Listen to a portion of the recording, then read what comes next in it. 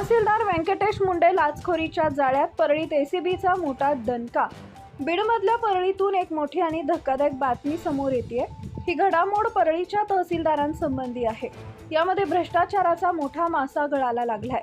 बीड जिल्ह्याच्या परळी येथील तहसीलदार व्यंकटेश मुंडे हे लाच प्रकरणात अडकल्याची घटना नुकतीच काही वेळापूर्वी उघडकीस आली आहे। या घटनेनं परिसरात मोठी खळबळ उडाली आहे। तहसीलदार मुंडे यांना घेऊन एलसीबीचे पथक बीडकडे रवाना झाले असून तहसीलदार मुंडेंवर कारवाई करण्याची प्रक्रिया सुरू झाली आहे। दरम्यान आतापर्यंत मिळालेल्या अधिकच्या माहितीनुसार या प्रकरणात तक्रारदारांकडून तळेगावकर यांच्या उत्पन्नाचं प्रमाणपत्र देण्यासाठी 50,000 रुपयांची मागणी करण्यात आल्याची तक्रार बीड लाचलुचपत प्रतिबंधक विभागाकडे काही दिवसांपूर्वी करण्यात आली होती। या तक्रारीनंतर एसीबीनं सापळा रचून कारवाई केली असल्याचं सांगण्यात आलंय। लाचलुचपत प्रतिबंधक विभागाचे उपाधीक्षक सोपान चिट्टमपल्ले यांच्या मार्गदर्शनाखाली ही कारवाई पार पडली असून तक्रारदाराकडून सुरुवातीला 50,000 रुपयांची मागणी करण्यात आली असल्याचं सांगण्यात आले होते।